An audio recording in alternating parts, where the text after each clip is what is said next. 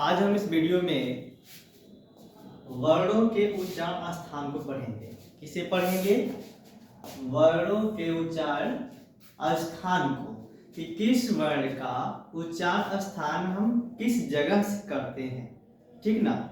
तो सबसे पहले वर्णों को उच्चारण स्थान ये है क्या, कि वर्ण उच्चारण है क्या।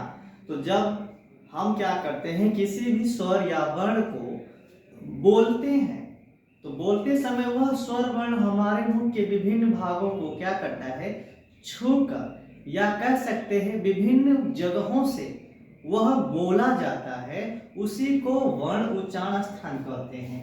तो एक तरफ हम लिखे हुए हैं, आप ध्यान देंगे कि एक तरफ मैंने लिख दिया है उच्चारण स्थान और एक तरफ मैंने लिखा है उच्चारित वर्ण, यानी किस वर्ण का उच्चारण किस जगह से होता है। तो हम देखेंगे एक तरफ कंठ, तालु, मूर्धा, दंत, ओष्ठ, नासिका, कंठ तालु, कंठ ओष्ठ, यानी इन सारे उच्चारण स्थान को हम लिखे हैं। जो उच्चारण स्थान है, यानी कंठ से उच्चारण किया जाता है, तालु से किया जाता है, मूर्धा से, दंत से, ओष्ठ से, नासिका से, कंठ तालु से, कंठ ओष्ठ से किया जाता है। तो हम जब कंठ को देखेंगे कि ऐसा कौन कौन सा वर्ण है जिसका उच्चारण स्थान सिर्फ कंठ से ही होता है, तो हमें इसमें घबराने की आवश्यकता नहीं है। हम सिर्फ और सिर्फ क्या करेंगे, सबसे पहले इस सूत्र को ही हल कर देंगे। क्या करेंगे? अकुह बीजनीय नाम को हम क्या करेंगे, हल कर देंगे। हल करेंगे तो इसमें से उच्चारित होने वाले, यानी कंठ से उच्चारित होने वाले स्वर और वर्ण निकल जाएंगे।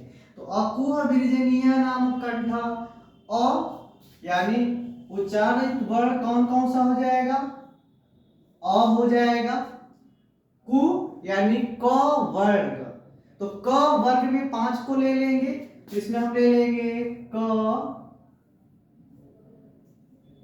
ख, ग,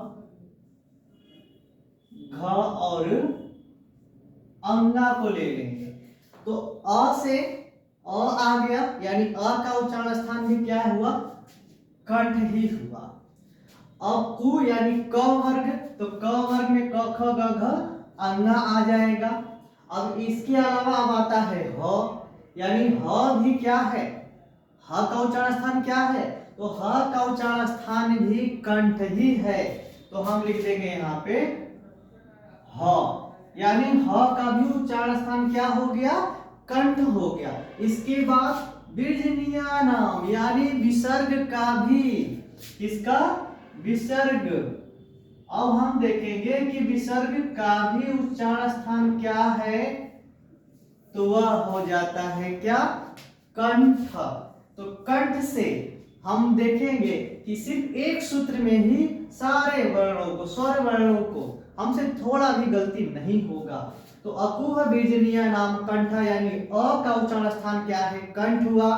क वर्ग में 5 वर्ण आपके आ जाएंगे, क, ख, ग, घ, अंगा, विसर्ग, और ह वर्ण का उच्चारण स्थान किससे होता है, तो वह हो जाएगा कंठ से हो जाएगा। क्लियर हुआ? चलिए अब देखते हैं, हम लोग तालु को देखेंगे कि तालु जो है हमारे जीवा के ऊपर वाला भाग जो होता है उसको तालु कहते हैं। तो कुछ ऐसे वर्ण होते हैं जिनको हम क्या करते हैं, तालु की सहायता से बोलते हैं। तो सूत्र को देखेंगे, ईचु यसा नाम तालु, ईचु यसा नाम तालु। तो हम फिर वही कार्य करेंगे। क्या करेंगे? पहले ई को ले लेंगे, यहां से किसको ले लेंगे, ई को ले लेंगे। अब चु यानी च वर्ग, तो च वर्ग में आ जाएगा च, छ, ज, झ और या। ये तो चू में आ जाएगा, च वर्ग में आ जाएगा। चू का मतलब यहां सीधे सीधे किससे है, च वर्ग से है। यसा नाम, यानी य का उच्चारण स्थान भी क्या है, तालु है। और तालव्य स, यानी तालव्य स का उच्चारण स्थान भी तालु से ही होता है, इसीलिए इचु यसा नाम तालु। तो ई च वर्ग, च, छ, ज, झ, या, और य और स का उच्चारण स्थान कौन सा हो जाएगा, कहां से होता है, तो सिर्फ हमें इतना याद कर लेना है, इचुएसा नाम तालु, यानी इन सब का उच्चारण स्थान कहां से होता है, तो तालु से ही होता है। चलिए तीसरा देखते हैं, आगे देखते हैं, मूर्धा को हम लोग देख लेंगे। अब उच्चारण स्थान क्या है, मूर्धा, तो मूर्धा यानी मुख, मुख से किन स्वर वर्णों का उच्चारण होता है, तो उसके लिए भी हम क्या करेंगे, सूत्र को देखेंगे, ऋतु रसानाम मूर्धा। तो अब हम यहां से पहले ले लेंगे री, क्या ले लेंगे, री को ले लेंगे, री हो गया, तो री का उच्चारण स्थान कहां से हो गया, री का उच्चारण स्थान कहां से हो गया, तो री का उच्चारण स्थान हो गया मूर्धा, टू, री टू, रसाना मूर्धा, टू यानी ट वर्ग, तो ट, ठ, ड, ढ और ड़, क्या हो गया, री टू यानी त वर्ग, तो हो गया ट, ठ, ड, ढ, ड़। अब हो गया रसा नाम, कौन कौन सा, तो रसा नाम, यानी र का भी उच्चारण स्थान क्या है, तो र का उच्चारण स्थान भी मूर्धा ही है। इसके बाद कटखोण स, इस स का उच्चारण स्थान कौन सा आ गया, यानी मूर्धन्य स जिसको आप कहते हो, तो उसका उच्चारण स्थान क्या हुआ, तो मूर्धा हो गया। अब इसके बाद हम लोग दंत को देखेंगे कि दंत से यानी दांत से किन स्वर वर्णों का उच्चारण होता है, तो दंत को देखेंगे, तो ऋतु लसानाम दंतः। अब इसमें भी हम वही कार्य करेंगे, इसको हल करेंगे, तो ली को हम क्या ले लेंगे, सीधे सीधे ले लेंगे ली को ली ले लिए। अब तू यानी त वर्ग, तो क्या हो जाएगा, त, थ, द, ध, न तक आ जाएंगे, तो ली और त वर्ग, ल और स,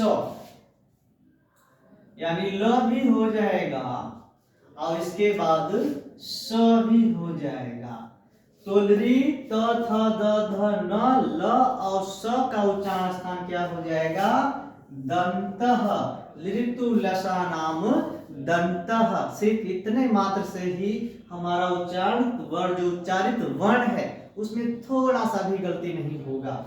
अब आगे देखेंगे, ओष्ठ को देख लेंगे, यानी ऐसे कौन से स्वर वर्ण है जिनका उच्चारण स्थान कहां से होता है, तो ओठ यानी ओष्ठ यानी ओठ से होता है, तो उपवध्यनीया नाम ओष्ठ, इसको भी हम ध्यान देंगे, उपवध्यनीया नाम ओष्ठ।